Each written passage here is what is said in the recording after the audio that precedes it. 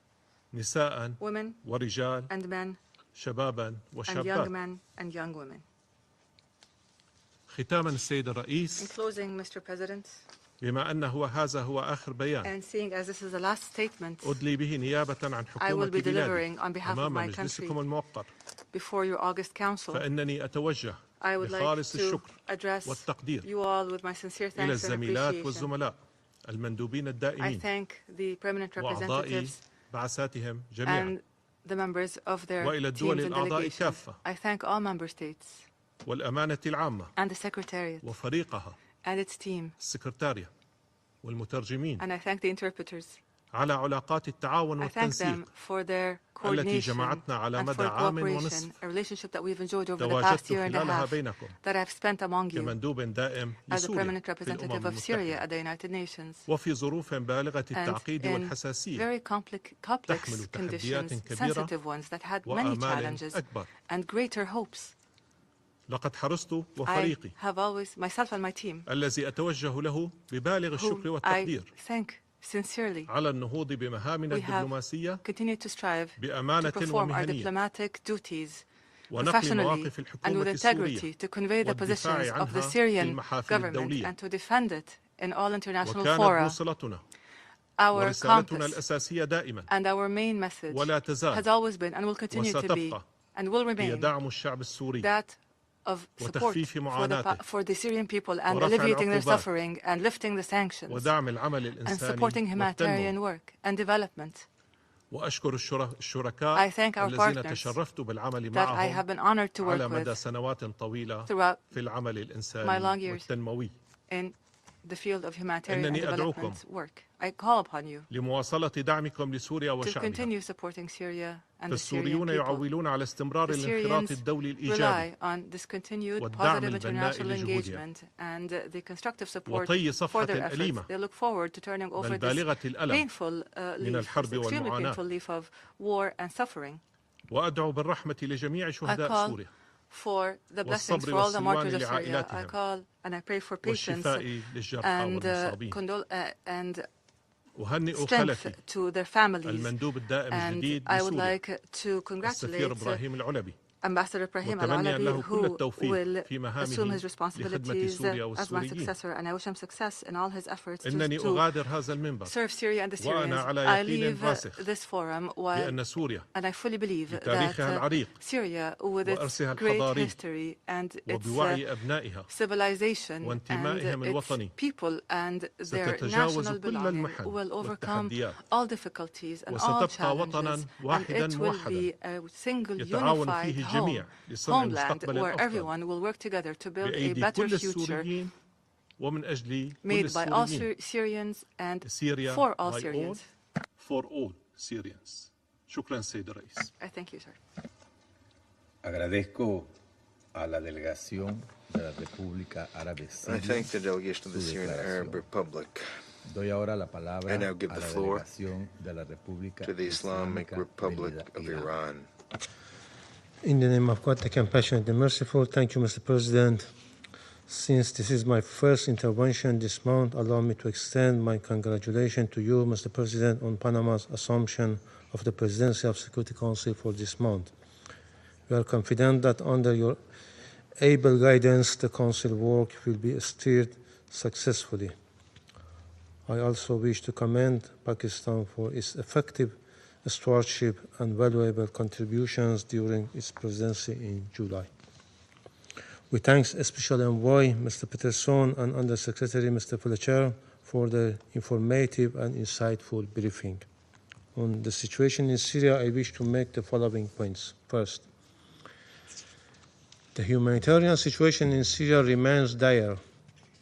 We commend OCHA, UN agencies, and humanitarian partners for delivering life-saving assistance under difficult circumstances. We reiterate the call by the Security Council for full, safe, rapid, and unhindered humanitarian access to all affected communities in strict accordance with the principles of humanity, neutrality, impartiality, and independence. In this context, we welcome lifting all illegal unilateral coercive measures imposed on Syrian people. These illegal measures deepen the humanitarian crisis, block reconstruction, and obstruct economic recovery. Their removal is essential to enable the safe and dignified return of refugees and internally displaced persons. Sanctions must never be used as an instrument of political coercion or interference in Syrian internal affairs. Second, we take note of the recent report of the monitoring team of the Sanctions Committee 1267, which highlights the persistent and grave threat of terrorism in Syria. Daesh, Al-Qaeda, and FTFs continue to destabilize Syria and the wider region. Seriously, deeply alarmed by credible reports indicating the relocation of certain terrorist elements and FTFs from Syria to Afghanistan, which pose a direct threat to Afghanistan neighbors and regional stability. We stress that all states must fully comply with international law in combating terrorism in all its forms and manifestations. Third, the situation in Suwayda remains fragile. According to the report, while a ceasefire has restored temporarily calm, clash continue, and the risk of renewed violence is high without durable arrangement. The humanitarian impact, including the displacement of nearly 200,000 civilians and restricted access, is deeply alarming. We recall the Council's presidential statement of 10th August, which condemned these atrocities and called for the protection of all Syrians. We welcome the Syrian interim authorities' condemnation and pledge to investigate, but stress that accountability must be swift, credible, transparent, and impartial, including for atrocities against the Alawite communities in Latakia and Tartus. We urge the authorities to ensure all perpetrators are brought to justice. Fourth, we remain concerned about the clash between Syrian democratic forces and the interim authorities in the northeast. We stress that the ongoing political engagement between the parties must be actively encouraged and expanded to prevent further escalation and to create meaningful avenue for dialogue. Fifth, the Security Council should not ignore the ongoing destabilizing action of the Israeli regime in Syria. Israel's repeated aggressive attacks have caused civilian casualties, destroyed vital infrastructure, and escalated regional tensions. We categorically reject any attempts to undermine Syrian sovereignty, alter its demographic composition, and fragment its territory. Regrettably, the Council's recent presidential statement failed to address these violations. Israel's continued illegal occupation of the Syrian Golan is defiance of international law, the UN Charter, Council resolutions, and 1974 disengagement agreement must end without delay. Finally, we reaffirm our conviction that the only sustainable path forward for Syria is a Syrian-led and Syrian-owned political process facilitated by the United Nations in full conformity with the core principles of the Security Council Resolution 2254. Such a process must safeguard the legitimate right of aspiration of all Syrians while preserving the sovereignty, independence, unity, and national institutions of Syria. In this context, we note the ongoing preparation of indirect election for the interim parliament. These efforts must be part of a broader, genuinely inclusive political process that ensure representation and legitimacy. I thank you. Agradezco a la delegación de la República Islámica de Irán. Delegation of the Islamic Republic of Iran. Doy ahora la and I now give the floor to Turkey. Thank you, Mr. President. I would like also to thank to the United Nations Special Envoy, Mr. Pedersen, and the USG, Mr. Fletcher, Ambassador Fletcher, for their briefings. I really highly value their efforts and calls for sufficient sustained funding of assistance and for improving investment climate in the country. Mr. President, Syria continues to remain high on the international agenda. The new period requires sustained efforts to secure peace and stability on the basis of the country's sovereignty, territorial integrity, and national unity. Empowering the Syrian administration is crucial to achieve this goal. We must not allow our focus to deviate from the essential task of restoring stability and security in the country. Syrian government itself is committed to strengthening security for its people and its territory. A centralized administration and a unified national army are indispensable to achieving this objective. Turkey has accordingly stepped up its efforts to support Syria's capacity building, including through training and advisory assistance. Despite facing many challenges, Syrian administration has taken tangible steps in recent months toward restoring institutions, protecting sovereignty, and serving the citizens. Syrians who had been living abroad in exile or in displacement have begun to return. Economic investment has started to flow into the country, also in modest way. Infrastructure, energy, and reconstruction projects have been launched. Sanctions have begun to ease, and Syrian authorities have engaged in constructive and positive dialogue with regional neighbors and with international actors. We call on the removal of remaining sanctions for the Syrian administration to deliver and serve its citizens. With sustained regional cooperation and international support, these efforts can deliver results more quickly than many expect. Mr. President, we all agree that the vision for a new Syria must be one where all communities, faiths, and cultures feel equally respected and protected, where coexistence replaces division and unity is not only preserved but strengthened. Turkey has consistently advocated for such an inclusive and constructive vision. However, recent developments in Suwayda once again demonstrate the destructive and destabilizing nature of Israeli policies in the region. In this regard, we stress the importance of regional security built on the weaknesses of or instability of neighbors, but on their prosperity and stability. Efforts that undermine Syrian sovereignty or fuel fragmentation carry serious risks of broader regional destabilization. It is therefore essential that all actors consider the wider consequences of their actions.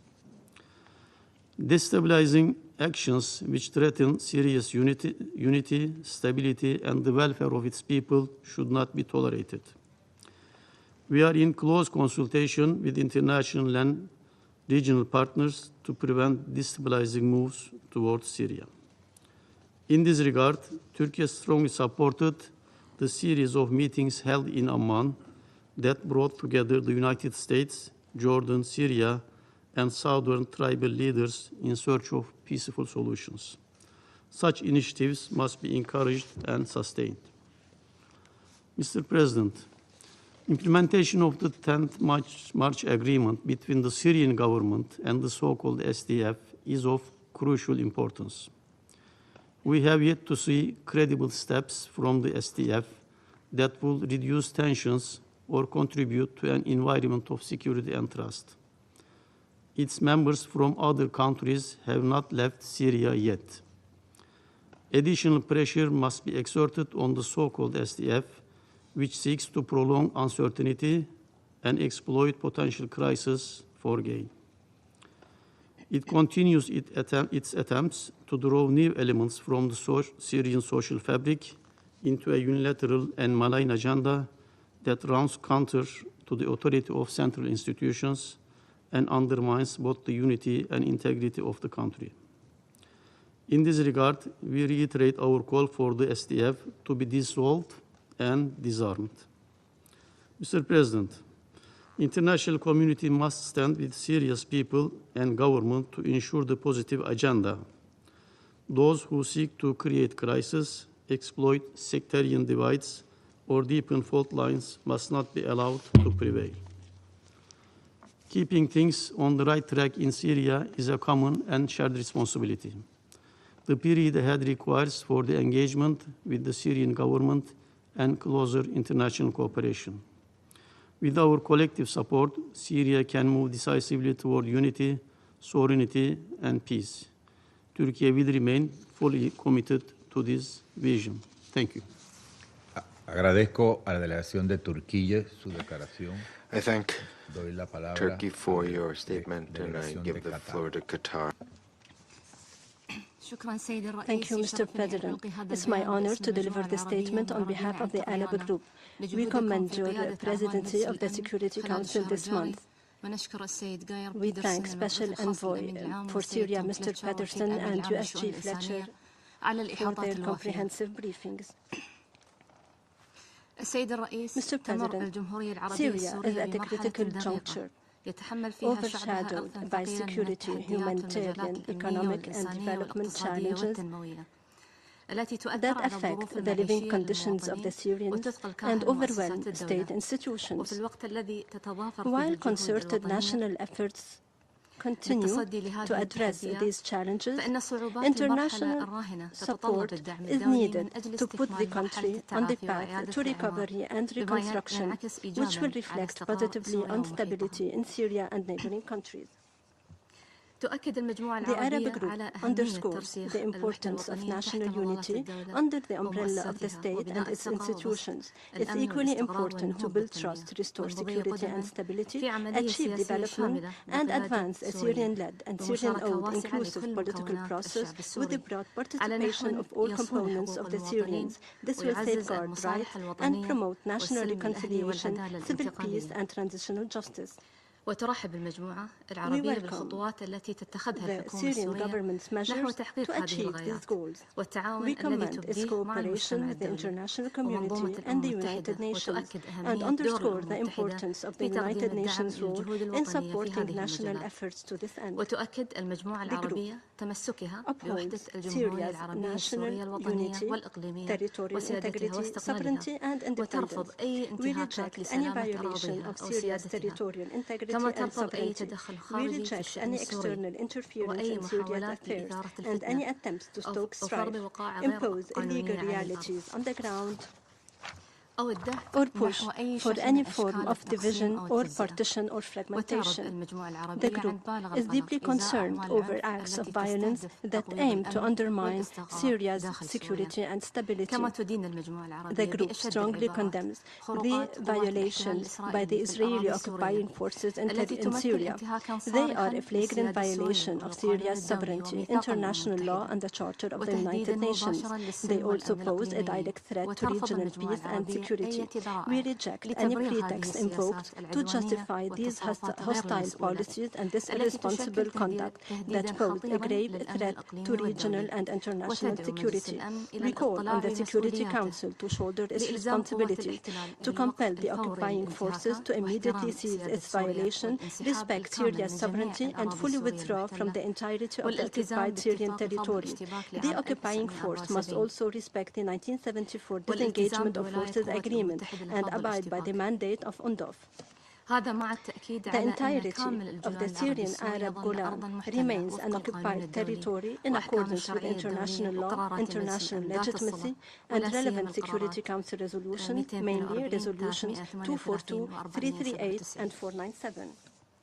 Mr. President, the humanitarian situation in Syria requires an urgent and coordinated international response. Institutional and technical support must be provided to build the state's capacity to meet basic needs, carry out early recovery projects, rehabilitate infrastructure, and attract investment. These are critical steps to improve living conditions and create a climate conducive for the safe, voluntary, and dignified return of refugees and IDPs to their regions of origin. The group commends host countries that have shared the burden over the past years. Not a single country can bear this burden alone.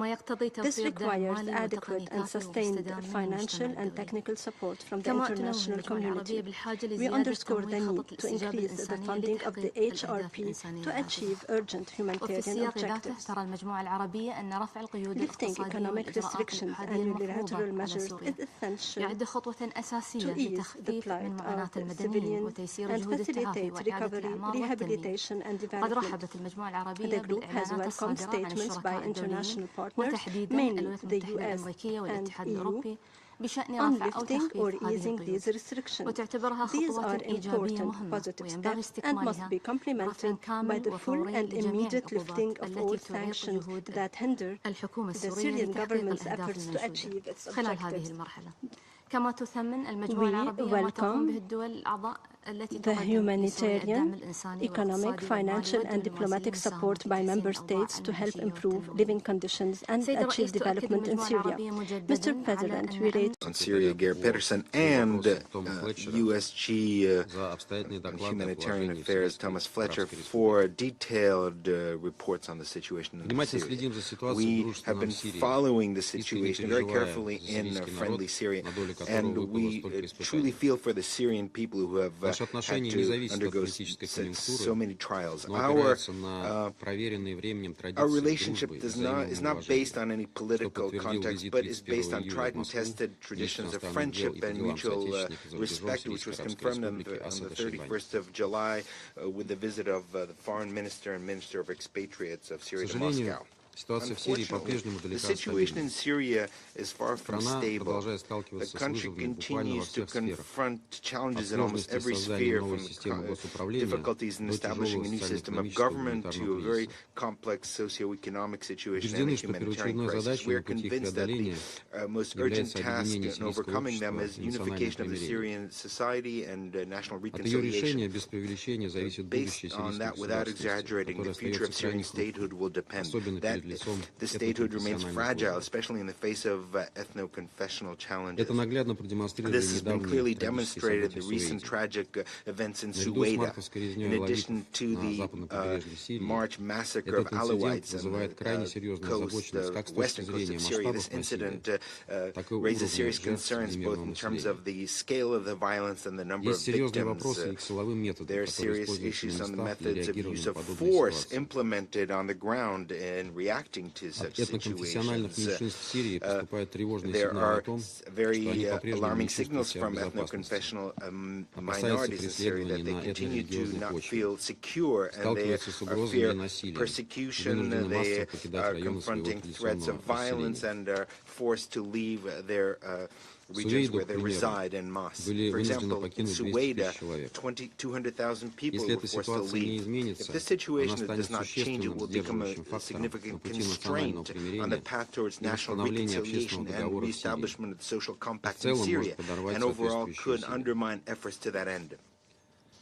Colleagues, all cases of violence based on ethno-confessional grounds require thorough and impartial investigation, holding perpetrators accountable. We look forward to the publication of the full report of the results of the Commission of Inquiry established to investigate the many cases of violence in the coastal regions, western coastal regions of Syria, and we hope to discuss them in the Council. We expect that the interim authorities in Syria will also react to the presidential statement of the Council from the 10th of August calling for a reliable, immediate, transparent, impartial and comprehensive investigation of the events in Suwayda.